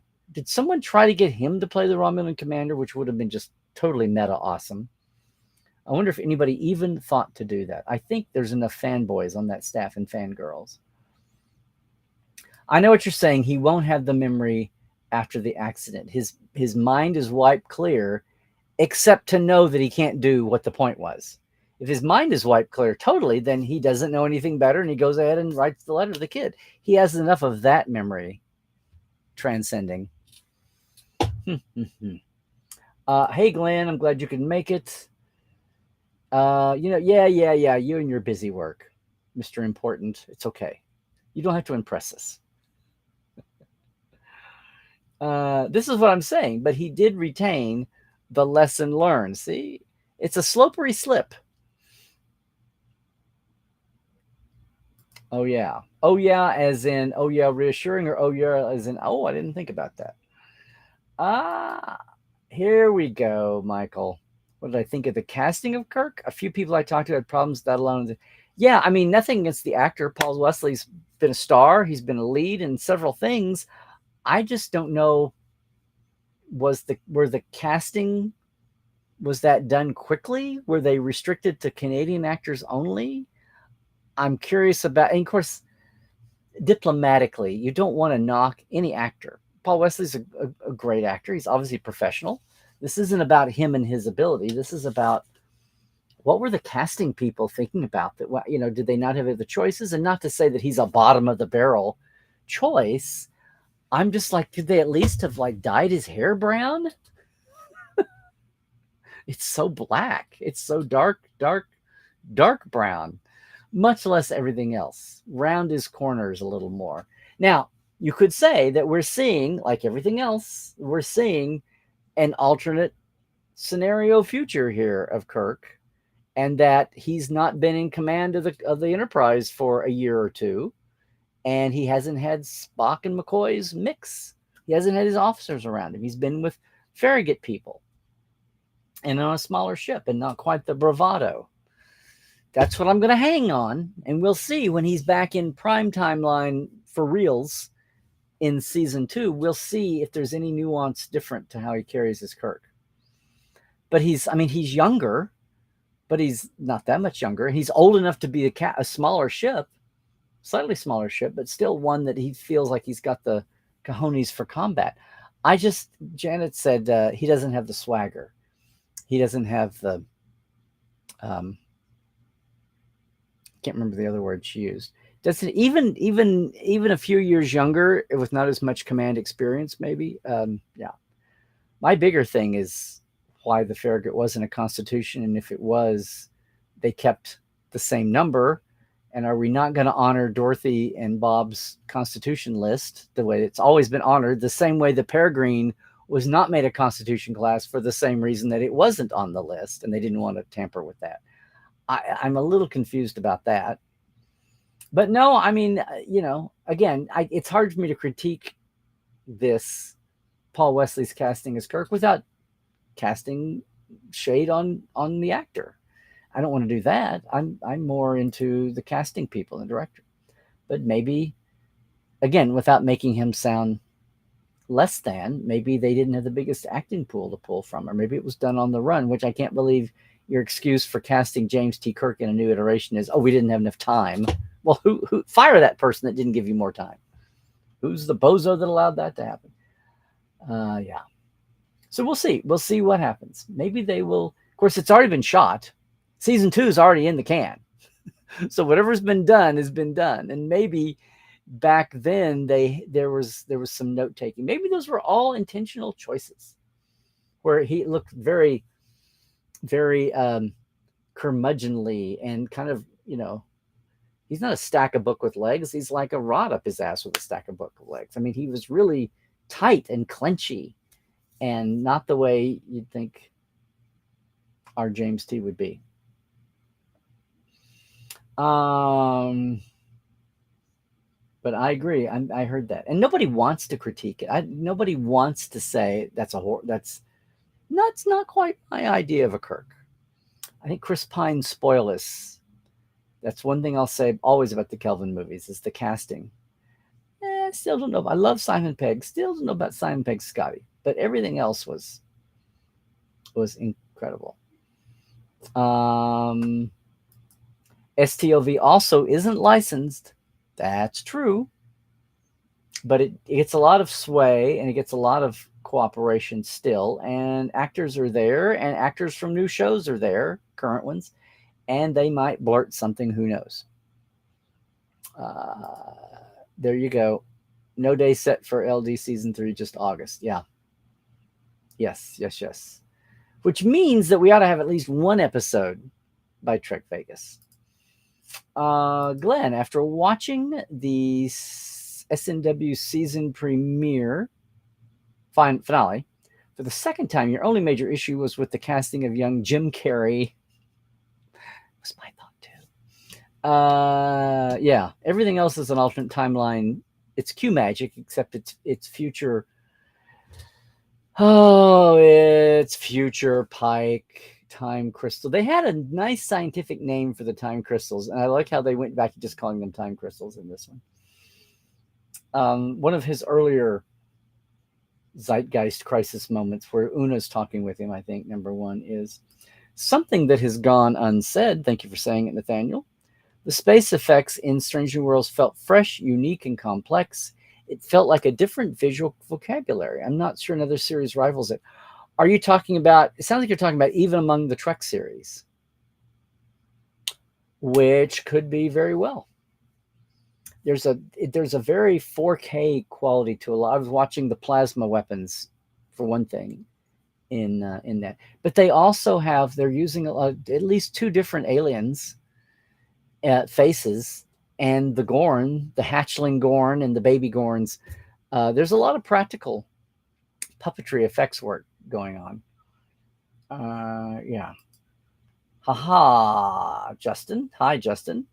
Just went through your guidelines for the Canadian Screen Awards, Canadian Emmys, and both S&W and Discovery are both ineligible because they are technically U.S. productions despite the shooting locations. Interesting.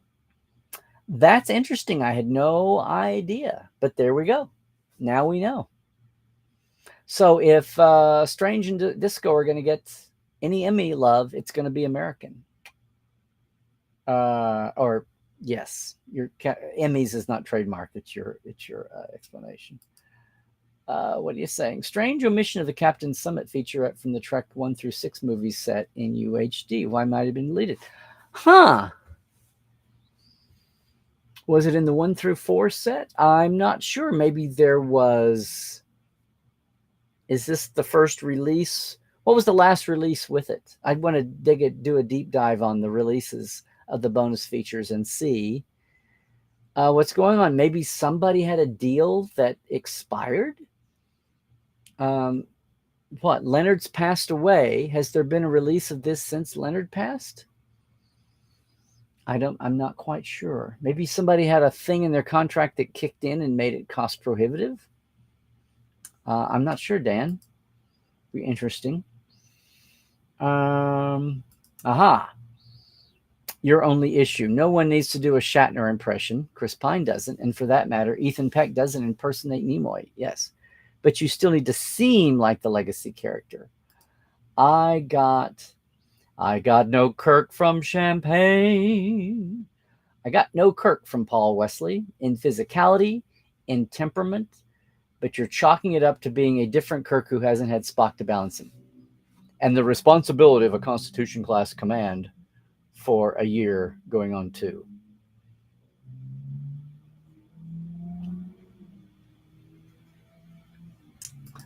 So are Discovery and SNW eligible for Emmys? Yes, they are. See, geography doesn't matter. And we had this must have been before I read the nominations off.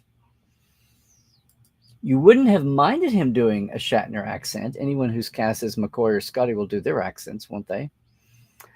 Yeah. But Kirk was trying to do a broad Midwestern accent, even though he wound up doing a Montreal accent, which I've been hearing about recently. His mannerisms reminded you of Shatner, if his looks didn't. I thought he could sit in the chair, but other than that, I thought some of his mannerisms weren't quite there. I guess I could start a list. There you go. Your hiatus, Glinda. You just started an Andromeda rewatch. Wow, I have to start an Andromeda watch. All righty, Timothy. Paul Wesley was a great Kirk. He just seemed a bit too old to play a young Kirk. Well, Kirk's in his, if he's commanding Farragut in this future timeline, he was, what, 33? He was only about 26? No, it's later on. He's about 33 here. Well, 33, about the same age he was commanding Enterprise, obviously. How do I explain? Maybe I don't. How do I explain Pike preventing the accident, changing the origin of the Romulan commander and his crew from north to south? Given that Star Trek Picard episode The End is the Beginning previously established the Romulans with head bombs as Northerners, and you had the thing, which later on I thought, the Romulan helmets, the top piece follows that. Now, the revisited, the Strange New Worlds Romulan headpiece are way back here, like there's some kind of like bad vampire widow's peak, cheap makeup hairpiece. It's way up here, like Chaotica, like Dr. Chaotica. They look like Dr. Chaotica fake headpieces, not like Romulan helmets that came way down here, which I wish they had. Because then I could say, well, some of those are lower class and they're from... That was something interesting that I realized years later, but this kind of blows that up. Of course, it's an alternate future where nothing is really the same. Maybe that wasn't the James Frayne Romulan commander. Maybe that was a different commander on that ship in 7 years because Pike didn't try to rescue those kids. I mean, butterfly effect. Who knows how far the ripples? All the way to the Romulan Empire. Yeah, I'm gonna chalk it up to butterfly effect and alternate future. Pike Maroon Pike feature. Okay, your big issue, and we're gonna wrap up here pretty quick, gang. Your big issue, Nathaniel, was that Kirk 3 is Kelvin Kirk 2. Okay. Didn't express the doubts and concerns that Kirk 1 did in Balance of Terror. There was no need for a "don't destroy the one named Jim" speech. Did you notice how Mbenga was still in sick bay or medical bay? I like the new Kirk. He's exciting. I like the new Kirk. He kind of, yes, that was coming up in a lot of places. And a lot of people were doing the In Living Color Trek sketch. Jim Carrey.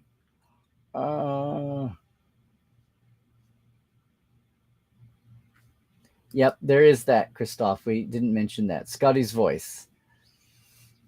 I think that sounded like a new actor. I asked Chris Doohan if that was him actually doing it, since it's a voiceover voice, and he didn't get back to me yet, which is either good or bad, or either a yes or a no, one way or the other. Oh, Dan, you're going to pepper me, aren't you? How do I account for the change of commanding officer from Kirk to Pike, resulting in Uhura not having a beehive hairstyle? Are we really supposed to believe that Kirk asked her to wear her hair in that style, or Pike insisted she didn't?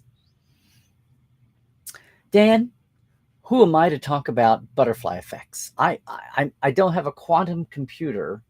Apparently they do, though, because they said they've run every simulation and nothing ever comes up. All we can say is it did. They didn't want to build they didn't want to build a beehive or a big bouffant for Celia and have it be distracting. They just thought putting her in the uniform was enough. Those are all choices we have to get into with from costuming on up and hairstyling on up, I should say. Oh, I did this. In fairness, SNW is Pike's show, and it was kind of all about don't destroy the one named Pike. Yeah, that's what you have to get your head through. That's the Play-Doh fun factory you got to squeeze your brains out of. Okay, yay, WKRP. In Cincinnati, Cobra Kai, loaded with pop music. There you go. I love the woman that cosplays every year at Vegas as Cobra Kai Win. She's awesome. And yes, she has a mix of the two. Let's see. What you're saying is he was so cocksure that no one would bother giving in to him. Well, or Pike did ish, or he smoothed the corners. Yeah, I just thought he was too tightly wound. And if it would have been 2259 still, but now it wasn't. It was, yeah. It just showed the effects of not having the crew that he had, I guess. Okay. He seemed too skinny for one thing. Yeah. I mean, not that I'm going to go say, let's have Shatner fighting his weight, but it did seem thin as a rail. Yeah.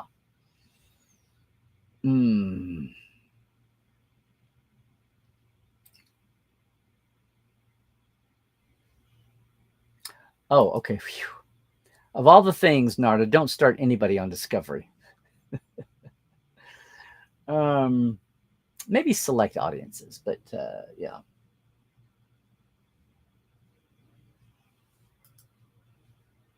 Like you totally need the WKRP earworm, though. I'm sorry. Did I do that? Oops. Sorry. I mean, baby, if you've ever wondered whatever became of me. I'm living in the air over on that starbase.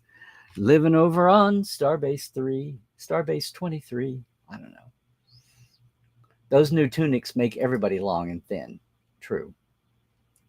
Warped is the new buddy comedy television series set in a comic book store made for Nick US, premiered January 16th, 2022. Warped. Okay. As in the covers? I don't know. A variation on the classic Immelman. Oh boy, now you're going to get Nathaniel talking. Yes. Dan says, other fans seem more irritated with the casting of Paul Wesley than you've been. For one thing, he's in an alternate timeline, and for another, recastings have never seen entirely convincing, beginning with Kirstie Alley, Robin Curtis. Well, that's carrying over a few generations of actors in casting. But true. I mean, for all you say about the Kelvin movies, the casting there was kind of insanely good.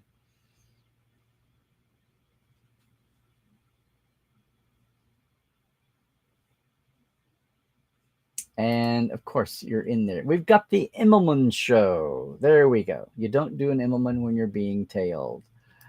Okay.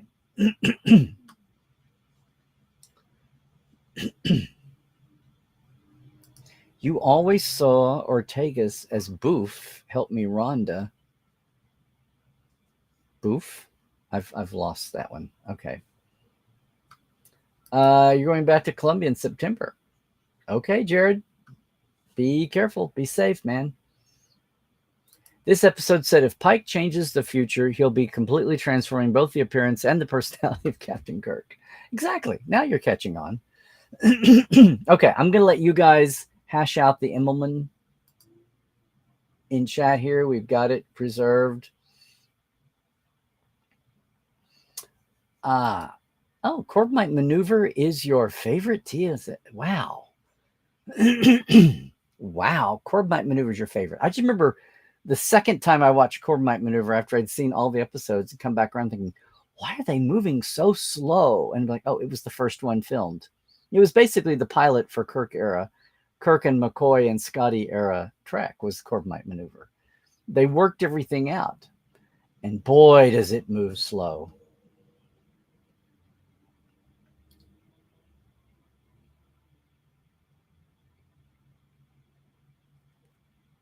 Okay, we have a deep debate here about why you wanted more, not just the highlights. I get it, Matt. Yes. Oh, I guess you're talking about Corbomite Maneuver. Yes. The lesson, of course, is timeless.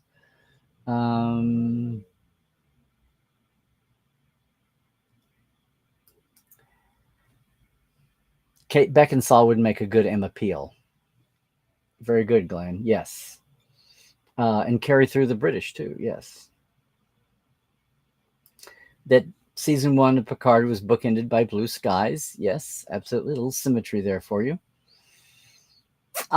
Just that next year will be a day before. Now, when we had the big anniversary, 2019, which was 50 years, right? I do think we did a big to-do about it.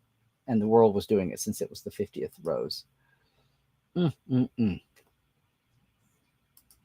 Oh, you ended your collection before they went under. Yikes. There you go. Boy, we've got a lot of chat, gang, and I need to get out of here for a hard out at 4. Oh, thanks, Scott. You haven't heard today's Trek Files, but you really enjoyed listening to Judy Burns. Judy was awesome. I don't know why she's very well spoken. She was young. She was in her early 20s when she sold Tholian Web. So she's very much all there and able to communicate and talk and empathize and tell jokes and tell stories on people. And it was a great guest. And today, Sandy Freeze was a lot about that. But Sandy was pulled some punches. He didn't want to go all the way with some of the stories that he could have told, which was interesting.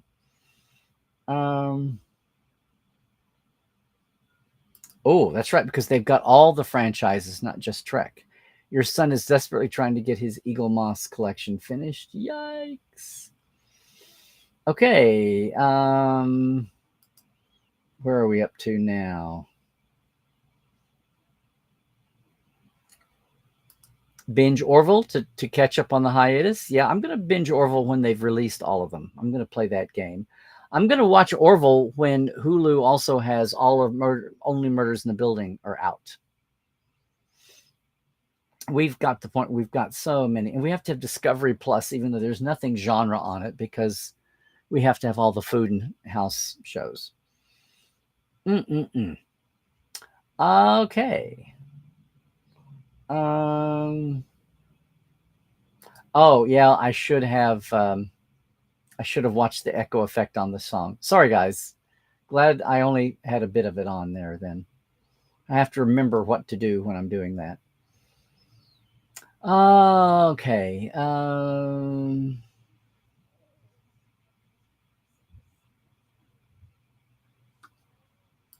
Maybe, but I don't think there was any big overt.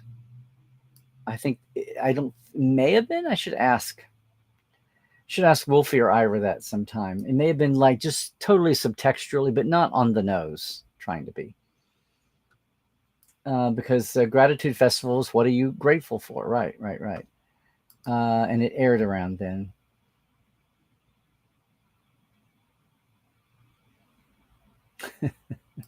I had it too loud. I was getting some reverb. I was getting into yellow and red.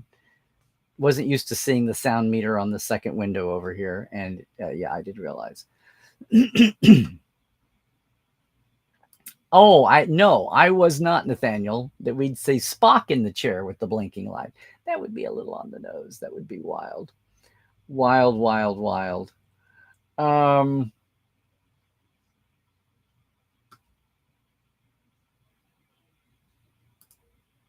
Wow. Eagle Moss is going under because so many people have 3D printers now, and the techier people that are the ship nerds can print all the ships they want, or they know someone who can do it for them. Wow, a bad week for the number 47. You know what I have over here? Watch me do this and not somewhere. What is this? Here is this was my review sample that I never opened. It's Eagle Moss number 3, the bird of prey. Look at how banged up that plastic bag is. See, it was number 3. With this issue. Yeah, never opened it. But then, unlike Fact Files, I don't have 4,000 of those. I just have the first 2 or 3. Okay. Okay, really got to wrap up the chat, gang. The implication, but it was not shown. True.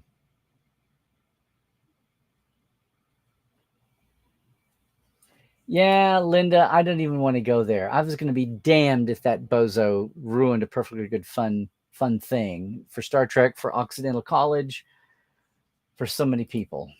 I'm glad that just kind of popped up and then went away, hopefully with his moment of fame or infamy. Hey, Brian. Okay. Let me know. Next week is Comic-Con week. Wednesday through Sunday is kind of wiped out next week. But happy to do it. A she-gull, even. True.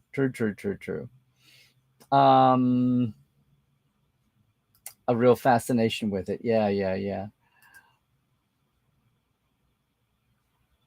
What if Boimler gave up on the Borg simulator and the crew was broken up? There you go. Yep. We saw the variation of, yes, the bearded screaming, Riker universe. Make a Wolf 359 scene out of all your unfinished Borg Eagle Moss build the Enterprise D wreckage. What are you saying here? If it must be an Oklahoma thing, a certain coast of mine feels the same way as me, Larry. About what? About what particularly, Brian? I've pontificated on more than a few things. Oh, Edith doesn't die, was saved by temporal agents who brought her into a future century where she actually got to see that her hopes and dreams for. That would be interesting. But if she doesn't die, then that splits. What is that? The beginning of the mirror universe? I don't know. That's been an interesting thing.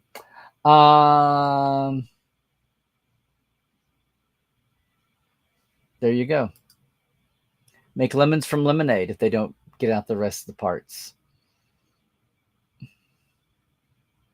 Yeah, what if scenarios are like the who would win things? Those just I just want to poke my eyes out with yarn needles, knitting needles, I think. Okay, good night, Rose. Yes.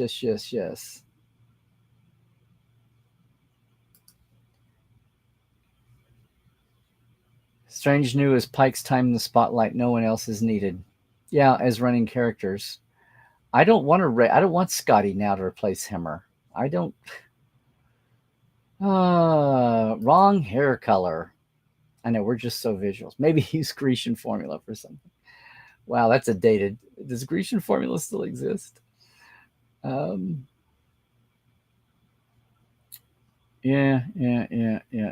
If Quark doesn't swagger, wow. Oh, look, it's 3:58, gang. I'm not one to ever leave chat on the table, and I am sorry, but we have got to get out of here. Does anybody else pop in? You all can debate about James T. Kirk. You can debate about the time crystals. You can debate about all kinds of things. Yes. It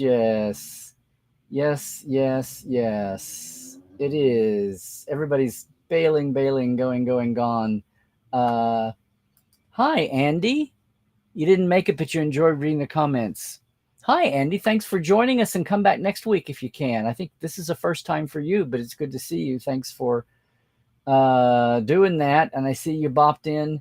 Everybody's here. Boom. There we go. All righty.